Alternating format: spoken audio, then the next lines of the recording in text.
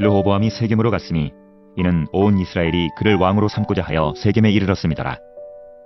느밧의 아들 여로보암이 전에 솔로몬 왕의 얼굴을 피하여 애굽으로 도망하여 있었더니 이제 그 소문을 듣고 여전히 애굽에 있는 중에 무리가 사람을 보내 그를 불렀더라. 여로보암과 이스라엘의 온 회중이 와서 르호보암에게 말하여 이르되 왕의 아버지가 우리의 멍에를 무겁게 하였으나 왕은 이제 왕의 아버지가 우리에게 시킨 고역과 매운 무거운 멍에를 가볍게 하소서. 그리하시면 우리가 왕을 섬기겠나이다. 르호보암이 대답하되 갔다가 3일 후에 다시 내게로 오라 하매 백성이 가니라. 르호보암 왕이 그의 아버지 솔로몬의 생전에 그 앞에 모셨던 노인들과 의논하여 이르되 너희는 어떻게 충고하여 이 백성에게 대답하게 하겠느냐. 대답하여 이르되 왕이 만일 오늘 이 백성을 섬기는 자가 되어 그들을 섬기고 좋은 말로 대답하여 이르시면 그들이 영원히 왕의 종이 되리이다 하나 왕이 노인들이 자문하는 것을 버리고 자기 앞에 모셔있는 자기와 함께 자라난 어린 사람들과 의논하여 이르되 너희는 어떻게 자문하여 이 백성에게 대답하게 하겠느냐. 백성이 내게 말하기를 왕의 아버지가 우리에게 매운 멍에를 가볍게 하라 하였느니라.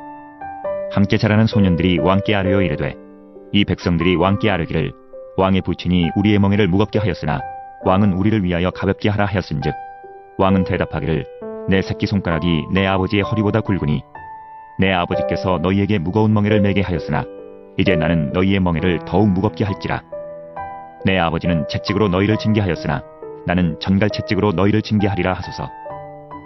열왕기상 12장 1절로 11절. 온 이스라엘이 솔로몬의 아들 르호보암과 만나기 위해 세겜에 모입니다.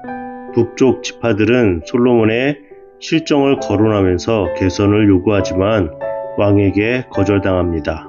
1절, 르호보암이 세겜으로 갔다라고 말하고 있습니다. 세겜이 어떤 곳입니까? 여호수아 24장에 과거의 분열의 위기를 극복한 이스라엘이 한마음으로 여호수아 지도 아래 언약을 갱신했던 장소였습니다. 이곳에 다시 모인 이유는 온 이스라엘이 그를 왕으로 삼고자 하였다라고 말합니다. 북쪽에 있었던 10개 지파는 밑에 있었던 유다 지파, 어떻게 보면 모든 것들을 관할했던 그 지파를 돕는 모양새였습니다. 돕는 것도 하루 이틀이지 계속적으로 통치 가운데 남쪽에 있는 건축에 관련된 공사에 투입이 되고 있었던 것입니다. 자율 아닌 자유 아닌 자유가 있었다라고 보지만 강제적으로 그 고된 노역에 시달렸던 것은 애굽에서의 그런 고역과 다름이 없었다라고 말하고 있습니다. 그렇기 때문에 오늘 본문에서 가장 중요한 것은 그들이 가지고 있는 멍에를 풀어주는 것이 가장 중요한 요소였던 것입니다. 한결같이 말합니다. 왕은 이제 왕의 아버지 우리에게 시킨 고역과 무거운 멍에를 가볍게 하소서. 그리하시면 우리가 왕을 섬기겠나이다. 그 당시를 살지 않고 있는 우리들도 이 말씀 한 구절만 읽어도 그들이 참 힘들게 살아왔구나 라는 것을 알 수 있을 것입니다. 그런데 그의 대답이 무엇이냐면 3일 후에 내가 다시 오겠다. 백성들은 바로 그 자리에서 듣고 싶었을 텐데 3일 후 기다리기 어려웠을 것입니다. 그런데도 백성들이 다 자기 자리로 갔다라고 말을 합니다. 르호보암 왕이 그의 아버지 솔로몬의 생전에 그의 앞에 모셨던 노인들과 의논했습니다. 노인들이 섬기는 자가 돼야 된다라고 말을 했죠. 그러나 8절에 노인들의 자문하는 것을 버렸다.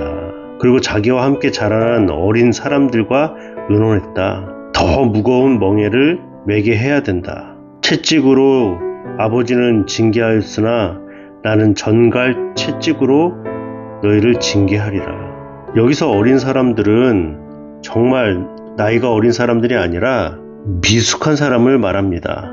르호보암이 왕이 될 때 41세였어요. 어린 사람이 아니죠. 그러나 함께 자라난 어린 사람들과 의논했다라는 것을 보았을 때 생각이 미숙했던 것입니다. 오늘 말씀을 읽으면 그냥 물도 없이 고구마를 몇 개 삼킨 것 같이 답답함이 느껴집니다. 하나님께서 솔로몬에게 무엇을 주었습니까? 듣는 마음을 주셨어요. 그것이 지혜였던 것입니다. 그러나 그것을 상실하면서 이스라엘이 분열하기 시작했고, 그렇다면 그의 아들 르호보암은 하나님 앞에 바로 서고 듣는 마음으로 백성들의 말을 들었어야 합니다. 그러나 결과는 그렇지 않았다는 것입니다. 또한 솔로몬의 생전에 그의 앞에 모셨던 노인들의 말을 잘 들었다면 이스라엘이 분열하는 일들은 없었을 텐데, 르호보암은 바로처럼